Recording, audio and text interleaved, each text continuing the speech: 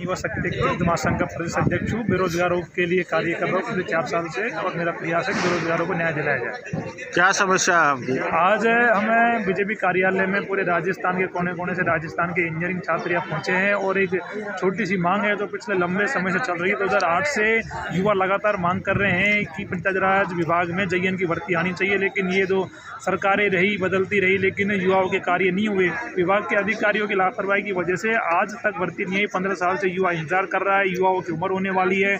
बहुत ही पैसे लगा के इन्होंने इंजीनियरिंग करी है, उसके बावजूद भी इन्हें आज तक भर्ती नहीं मिल पा रही है। आप इस समय कहाँ पर खड़े हुए हैं?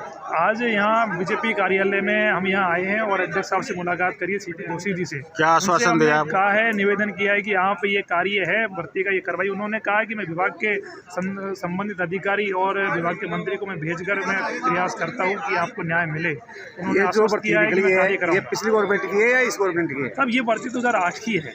अब 8 से लगा लो, कई गवर्नमेंट बदल गई। 8 के बाद में तो कई गवर्नमेंट आई, कई बदल गई, लेकिन किसी ने ध्यान नहीं दिया। और ये जो पद है 550 पदों तो इससे पूर्व आपने कभी इस तरीके से ज्ञापन वगैरह? बहुत बार हमने आंदोलन धरने प्रदर्शन, कांग्रेस सरकार में भी दिए थे क्या? सरकार निकल गई 5 साल की, उसमें भी हमने खूब धरने प्रदर्शन कर लिए, लेकिन वो काम नहीं हो पाए। 2008 के बाद में तो बीजेपी की गवर्नमेंट थी। राजेंद्र राठौड़ साहब जब मंत्री थे पंचायत राज विभाग के पिछली सरकार में बीजेपी की में, उस समय ये पद इन्होंने जारी किए थे। उससे पहले विभाग में पद रिक्त चल रहे थे, लेकिन वो भी चले गए। फिर रमेश मीणा आगे, वो भी चले गए। और अब इसके बाद में दिलावर साहब है, उनके भी हमने संज्ञान में लाया है कि आप इस विभाग में भर्ती नहीं आ रही है, इस पे आप संज्ञान लो और इन भर्तियों का आप करवाइए।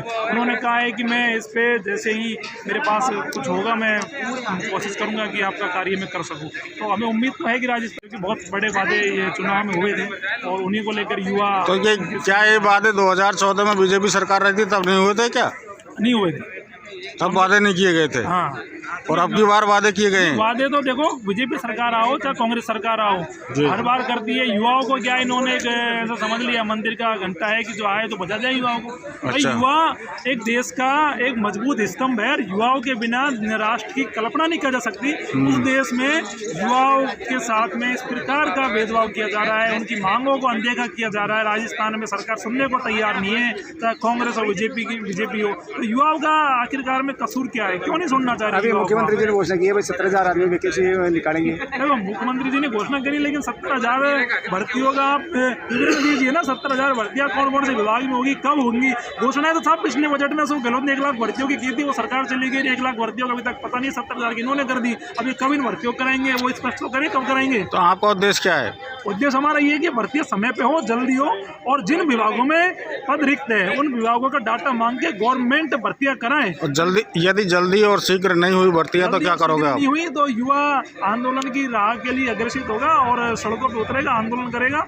और लगातार युवा आंदोलन कर भी रहे हैं अपनी मांगों को लेके, लेकिन सरकार जितनी उम्मीद थी युवाओं को उन उम्मीदों पर खरा नहीं उतर पा रही है। बनी है जब से सड़कों के ऊपर घूम रहे हैं। बिल्कुल घूम रहे हैं। और बीजेपी सरकार में ध्यान देना चाहिए क्यों घूम रहे हैं। उनसे बात करें, उनको बैठाए, उनको बुलाए, भाई क्यों घूम रहे हो, क्या मांगे हैं। लेकिन सरकार सुन नहीं रही है। तो सरकार नहीं सुनेगी तो लोकसभा चुनाव आ रहे हैं ना, लोकसभा चुनाव में युवा फैसला कर लेंगे। क्योंकि कांग्रेस सरकार ने नहीं सुनी तो युवाओं ने फैसला कर लिया, बीजेपी को लिया है। अब लोकसभा चुनाव में युवा और कुछ कर लेंगे। तो देखो युवाओं की नहीं सुनोगे ना तो युवाओं तो सब कुछ भी रास्ता दिखा देंगे। तो आप लोगों का फोकस सिर्फ लोकसभा चुनाव तक ही है, फिर बाद में शांत? लोकसभा चुनाव से कोई मतलब नहीं। हमारा काम बेरोजगार युवाओं के कार्य कराने को है। पिछला विधानसभा चुनाव हुआ, विधानसभा चुनाव हो गया, तब भी हम आज भी संघर्ष कर रहे हैं। और लोकसभा चुनाव के बाद भी युवाओं की समस्या को लेकर मजबूती से सवाल उठाते रहेंगे, उठा रहे। मेरा एक अंतिम सवाल है आपसे। 2014 में भाजपा सरकार रही, उस समय आपको कोई वादा खिलाफी नहीं की गई या वादा नहीं किया गया आपसे, ठीक है?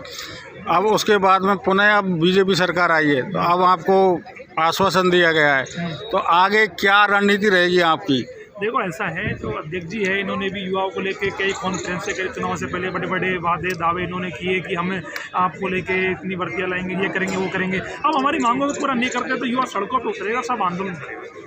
आपका कोई ये प्लान तो नहीं है कि जैसे राजीव गांधी वाले जो लड़के, राजीव गांधी वाले, एक मिनट मैं जो पूछ रहा हूँ जवाब दीजिए कि राजीव गांधी जो युवा मित्र हैं उन्होंने अभी शपथ ली थी 2-4 रोज पहले, बोले हम वो शपथ खाते हैं, हमारे वो गवर्नमेंट परमानेंट कर देगी तो हम बीजेपी में चले जाएंगे। तो आपको कहीं पढ़ना तो नहीं है बीजेपी के अंदर लोकसभा चुनाव है उसके अंदर तो जाने की बात नहीं? ऐसा कुछ नहीं है। अपने अभी राजनीतिक महत्वाकांक्षा को दूर रख के युवाओं के लिए कार्य कर रहे हैं और हमारा प्रयास है कि युवाओं, सिर्फ युवाओं के लिए कार्य करें या अन्य कोई सिस्टम है उसके तहत भी कार्य? नहीं, मैं सीधी सी मांग है, युवाओं बेरोजगारों के लिए कार्य कर रहा हूँ और मेरा प्रयास है कि युवाओं को न्याय मिले। उसको लेकर जो भी हम प्रयास है वो कर रहे हैं। धन्यवाद।